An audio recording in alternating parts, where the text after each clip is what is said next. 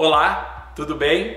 Meu nome é Marcos Cardoso, eu sou produtor cultural e moro em Salvador do Sul, interior do Rio Grande do Sul, sul do Brasil.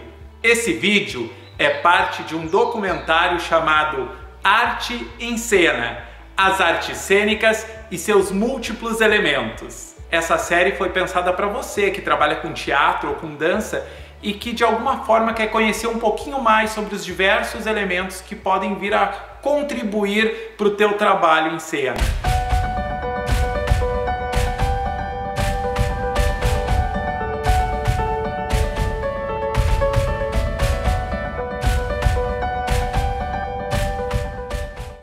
O objetivo dessa série é falar um pouquinho sobre os diversos elementos que podem compor uma representação cênica. Além de um embasamento teórico, eu vou passar um pouquinho também da minha experiência e espero que de alguma forma eu possa ajudar no teu trabalho. O episódio de hoje é sobre trilha sonora e iluminação.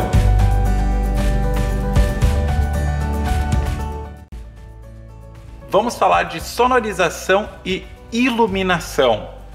A trilha sonora e a iluminação cênica são elementos potencializadores. Eles potencializam o tom emocional da obra e a imersão no espetáculo como um todo. Tentem imaginar um espetáculo, uma obra de arte sem som e sem luz. Tentem imaginar um espetáculo de dança, tentem imaginar um filme de terror sem sonorização.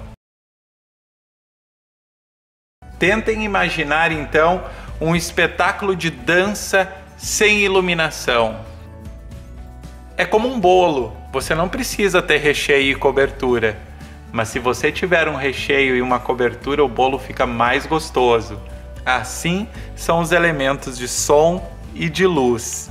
Eles não são extremamente necessários, assim como todos os elementos não são, mas eles têm essa característica de potencializar e muito a obra de arte. Vamos iniciar falando da trilha sonora. A gente pode dividir a trilha sonora em música.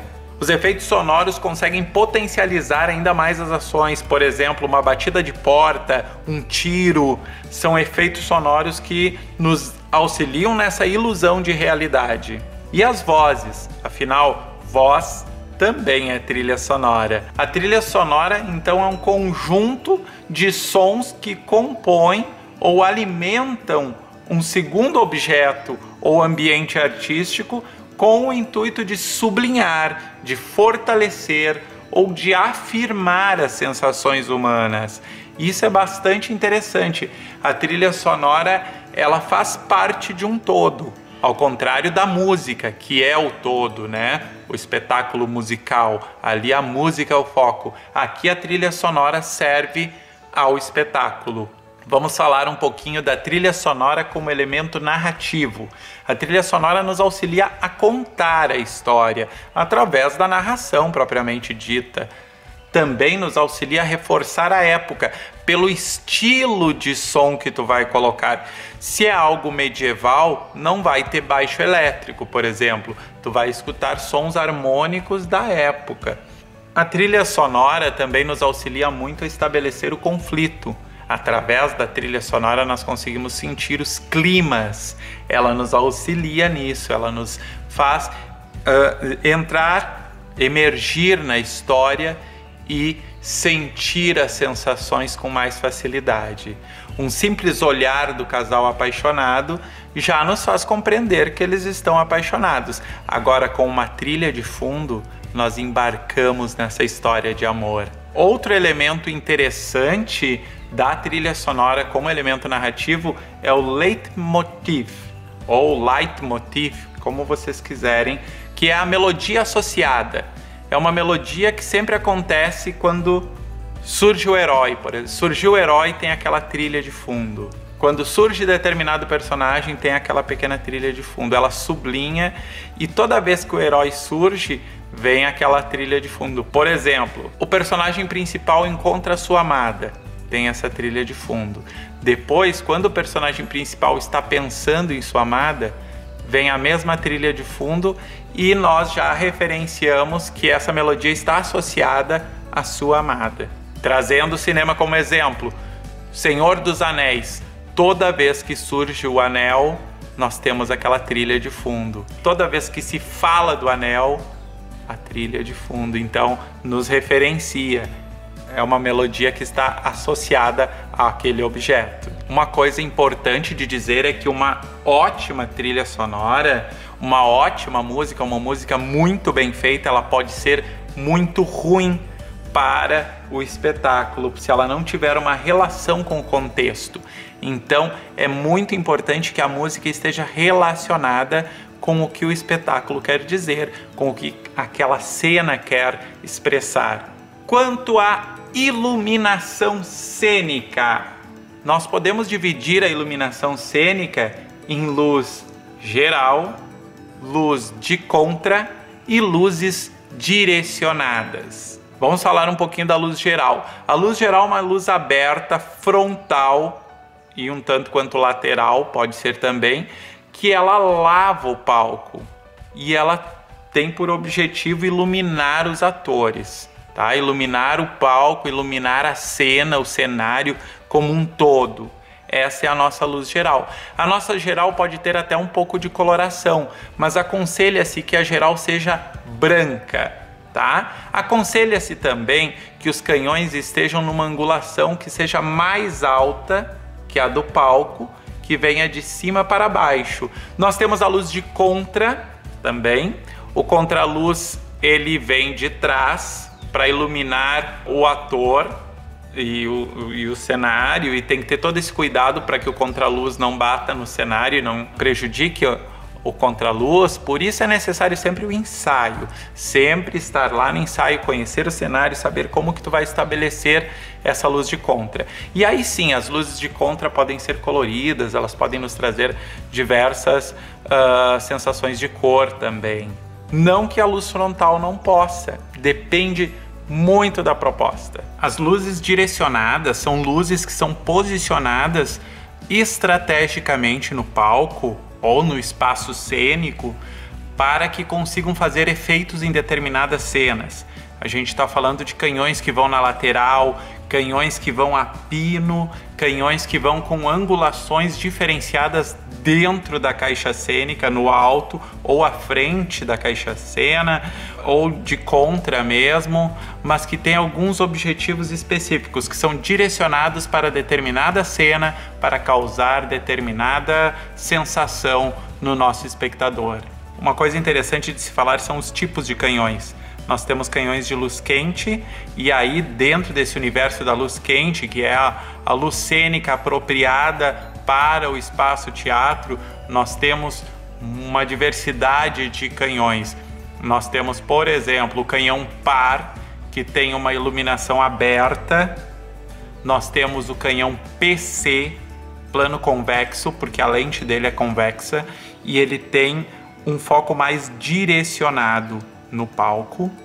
Nós temos também o elipsoidal. O elipsoidal é um tipo de canhão que ele tem uma luz muito direcionada. O foco é estritamente direcionado. Nós conseguimos focar numa flor de um jarro sobre a mesa num palco, para ter uma ideia. A gente consegue essa iluminação mais direcionada.